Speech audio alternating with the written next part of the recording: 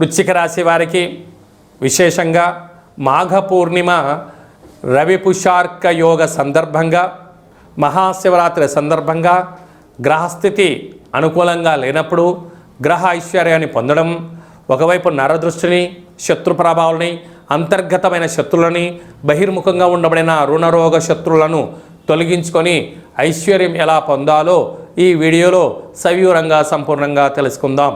వృశ్చిక రాశిలో ఏ నక్షత్రాలు వస్తాయి అనగా, విశాఖ నక్షత్రంలోని చివరి పాదమైన 4వ పాదము, అనురాధ నక్షత్రంలోని 4 పాదాలు, జ్యేష్ఠ నక్షత్రంలోని 4 పాదాలు కలిపితే వృశ్చిక రాశి. రాశాధిపతి కుజ భగవానుడు.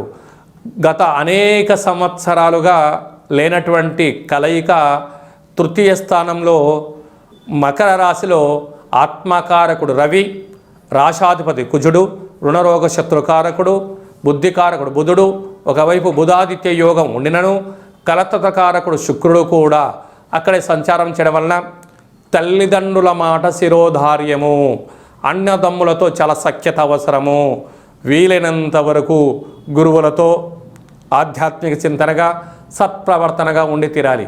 లేకపోతే స్థిరచరాస్తులు కరిగిపోతాయి, అప్పుల పాలయ్యే పరిస్థితి చాలా అధికంగా ఉంటుందని చెప్పి కూడా గమనించగలగాలి.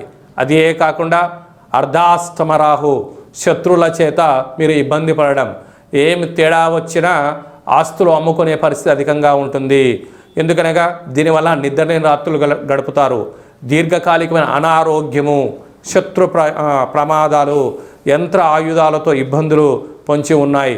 కనుక కారాగార దోషాలను, శత్రు దోషాలను, నరదృష్టి దోషాలను, ఈతి బాధల్ని, విద్యార్థులకు విద్య ఏకాగ్రత కోల్పోవడం, ఉద్యోగస్తులకు ఉద్యోగం పోవడం, వ్యాపారస్తులకు సరైన సమయంలో వ్యాపారం చేయలేకపోవడం, రాజకీయ ధురంధరులకు వెన్నంట శత్రులు ఉండేటువంటి పరిస్థితి ఉంటుంది.